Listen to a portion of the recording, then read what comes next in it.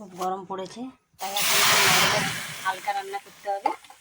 তো আমি মসুরের ডাল নিয়ে নিয়েছি, ডালটাকে সেদ্ধ করে নেবো। তো কী করি চলো দেখতে থাকো। কিন্তু গরম পড়েছে না, এখন রিচ রান্নাটা তো ভালো লাগে না, খাওয়াও ঠিক না। ওই জন্য ভাবলাম একটু হালকা রান্নাই করি আর তোমাদের সঙ্গে শেয়ার করি। তো ডালটাকে সেদ্ধ করে নেবো। তো কড়াইয়ের মধ্যে আমি জল দিয়ে দিয়েছি আর নুন দিয়েছি, হলুদ দিইনি কিন্তু। এই ফেনাটা তুলে দেবো, তারপরে হলুদ দিয়ে ঢাকা দিয়ে দেবো। সামান্য হলুদ দেবো, না দিলেও চলে এই ডাল সেদ্ধর সময়। ফেনাটা একটু ফুটে উঠবে, দিলে ফেনাটা উঠবে, দিলে আমি এটাকে হাফ সেদ্ধ করে নেব।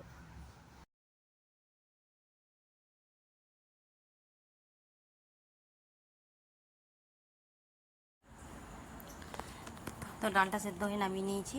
ডালটাকে হাফ সেদ্ধ করেছি, ফুল সেদ্ধ করিনি। এরপরে দেখো কড়াই বসিয়ে দিয়েছি, কড়ার মধ্যে সর্ষে তেল দিয়ে দিয়েছি। সর্ষে তেলে দিয়েছি, সর্ষে তেলে রান্না করবো। তোমরা সাদা তেলে করলে করতে পারো, তো এটা সর্ষে তেলেই ভালো। তার মধ্যে দিয়েছি শুকনো লঙ্কা, তেজপাতা, আর দেবো পাঁচফোড়ন, আর দেবো রাঁধুনি মশলা। মানে রাঁধুনিটা যদি থাকলেও দিলে, আর যদি না থাকে অপশনাল, না দিতে পারো। তো রাঁধুনিটা দিলে একটা সেন্ট আসে এটার মধ্যে, ওই জন্য আমি দিয়েছি, আমার কাছে ছিল বলে। তো একটু ভাজা ভাজা করে নেবো। এর মধ্যে দিয়ে দেবো পরিমাণ মতো কাটা পেঁয়াজ। কাটা পেঁয়াজটা একটু বেশি পরিমাণ দেবো। এটা পেঁয়াজ দিয়ে যেহেতু করছি, আমি কাটা পেঁয়াজের পরিমাণটা একটু বেশি দেবো। তো পেঁয়াজটা হালকা নেড়ে চেড়ে নেবো, হালকা ভাজা হবে। তো যতক্ষণ পেঁয়াজটা ভাজা হচ্ছে ততক্ষণ তোমরা কে কোথা থেকে দেখছো প্লিজ জানিও। আর একটা লাইক করো, কমেন্ট করো প্লিজ, আর শেয়ার করো।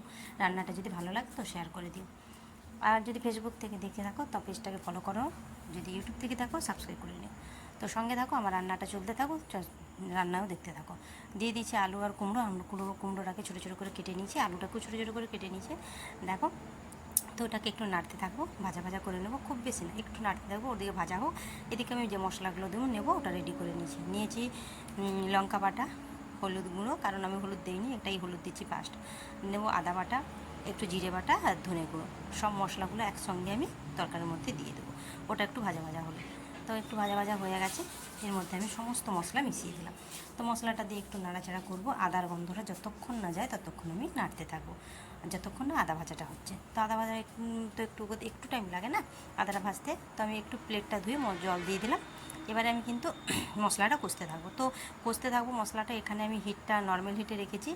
তো মানে হিট কমিয়ে রান্না করার কোনো যুক্তি নেই। তো এখানে দাঁড়িয়ে থেকে তোমাকে এই মশলাটা কষিয়ে নিতে হবে। তো আমি মশলাটা কষিয়ে নিচ্ছি, কষিয়ে নিয়ে এবারে আমি ডালটা যে সেদ্ধ করে রেখেছি, দেখো ডালটাকে আমি ঢেলে দেবো। ও ডালটাকে ঢেলে একটু 5-7 সেকেন্ড নাড়াচাড়া করে আমি জল দিয়ে দেবো। জলটা একটু পরিমাণ মতো দেবো, কারণ আমার এটা ডাল মানে পাতলা ডালের মতো হবে না, আর একবারে চচ্চড়ি হবে না, একটু বেশ মাখা মাখা তরকারি হবে, যেটা ভাত দিয়েও খাওয়া যাবে, রুটি দিয়েও খাওয়া যেতে পারে। তো একটু নেড়ে দিয়ে আমি এবারে জল দেবো। জলটা দিয়ে ফুটতে দেবো, কারণ কুমড়োটাও সেদ্ধ হবে, আলুটাও সেদ্ধ হবে, ডালটা বাকি যেটা সেদ্ধ হবে। তো 5-7 মিনিট লাগবে, 5 মিনিট 7 মিনিট যার যেরকম লাগবে। তো আমি মাঝখানে একবার খুলে দেখে নেব। ততক্ষণ ডালটা সেদ্ধ হোক।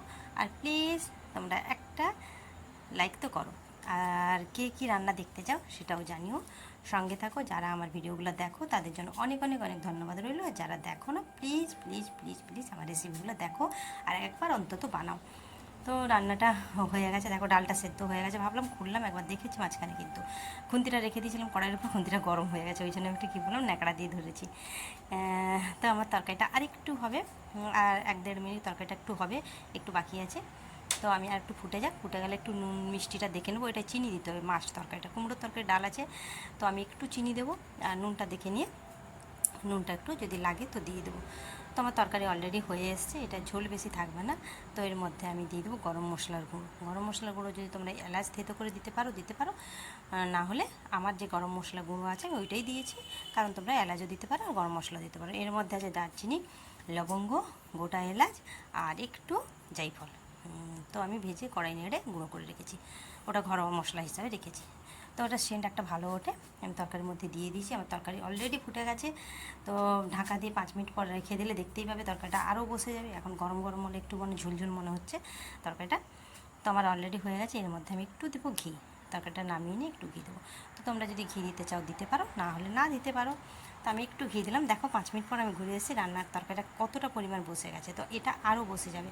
আর এই তরকারিটা দিয়ে রুটি ভাত দুটোই খেতে খুব সুন্দর লাগে, মানে যারা কুমড়োটা এত পছন্দ করে না খেতে, তারাও কিন্তু এইভাবে কুমড়োটাকে রান্না করে খেতে পারো।